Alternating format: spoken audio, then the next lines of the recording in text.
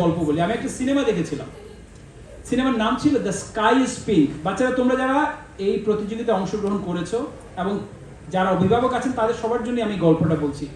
এই sky is pink মুভিটা কারা কারা দেখেছো? আমি একটু হাত দেখতে চাই। দ্য স্কাই ইজ পিঙ্ক, মানে তোমরা কেউ দেখোনি? আচ্ছা, আমি গল্পটার একদম সংক্ষেপে তোমাদের খুব অল্প সময় নিয়ে বলি। সাদত ভাই আছেন, আমি বেশি সময় নিব না, বাট এই গল্পটা বলা ইম্পর্টেন্ট, এই জন্য বলছি। এই গল্পের যে হিরো, সে কিন্তু তোমাদের মতো একটা বাচ্চা। হিরো বলতে এখানে ছেলে মেয়ে আমি বোঝাচ্ছি না, জাস্ট একটা ক্যারেক্টার বোঝাচ্ছি। সে একটা বাচ্চা এবং সে তোমাদের মতো ছবি আঁকে, মানে চিত্রাঙ্কন করে। আর্টিস্ট একটা মাইন্ড তার মধ্যে কাজ করে, একজন চিত্রশিল্পীর মাইন্ড তার মধ্যে কাজ করে। তো সেই বাচ্চাটা একটা আর্ট কম্পিটিশনে গিয়েছে এবং সে একটা ছবি এঁকেছে এবং সেই ছবিটা আঁকতে গিয়ে সে আকাশের রং করেছে পিঙ্ক।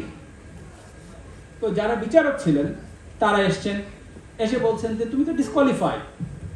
তো ছোট বাচ্চাটা বিচারকদেরকে জিজ্ঞেস করছে যে কেন, why do you think that I'm disqualified for this competition? তো বলতেছে তুমি তো বেসিকই জানো না, তুমি যে একটা ছবি আঁকলে আকাশের রং কি কোনোদিন পিঙ্ক হয়, গোলাপি হয়? আকাশের রং কি? আকাশী, আকাশের রং হওয়া উচিত ব্লু, তুমি আকাশের রং পিঙ্ক করতে গেছো। তো তখন ওই বাচ্চাটা ওই জাজদেরকে প্রশ্ন করছে যে আপনি কি আমার কল্পনার জগৎটাকে, আমার ইমাজিনেশনটাকেও কন্ট্রোল করতে চান? আমার ক্রিয়েটিভ সত্তাটাকে কন্ট্রোল করতে চান? আপনি যে আকাশটা, আপনার যে মনের যে আকাশটা আছে, আপনার সেই মনের আকাশ মাইট বি ব্লু, বাট আমার মনের যে আকাশ আছে সেই আকাশ হচ্ছে গোলাপি, আমি গোলাপি দেখি। আরো একজন থাকতে পারে, তার কাছে মাইট বি ইয়েলো, আরেকজন কাছে সবুজ মনে হতে পারে, একজন সাদা মনে হতে পারে। আপনি কে, মানে আমাকে ডিফাইন করবেন যে আমি আপনার চিন্তায় আমি আমার আকাশটা রং করব?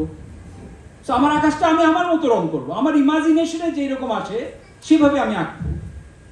দেন দে বিকেম থান্ডার। আসলেই তো, মানে আমি কেন একটা বাচ্চার চিন্তার জায়গাটাকে বদ্ধ করে দিব? কেন আমি তাকে আমার মতোই চিন্তা করতে বাধ্য করব? আপনি ব্যর্থ হয়েছেন, সেটাকে সেলিব্রেট করেন। কিভাবে? নেগেটিভ ওয়েতে।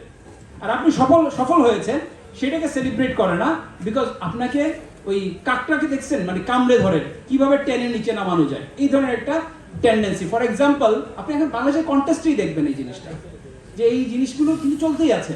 আপনি একটু উপরে উঠতে চাচ্ছেন, একটু ভালো কিছু করতে চাচ্ছেন, আপনাকে দেখবেন যে লোকজন টেনে কি করে নিচে নামিয়ে নেওয়া যায়। তাহলে আমাদেরকে একটু হোলিস্টিকভাবে যদি চিন্তা করেন, আপনি ফেল করতে পারেন, সেলিব্রেট ইট পজিটিভ ওয়েতে।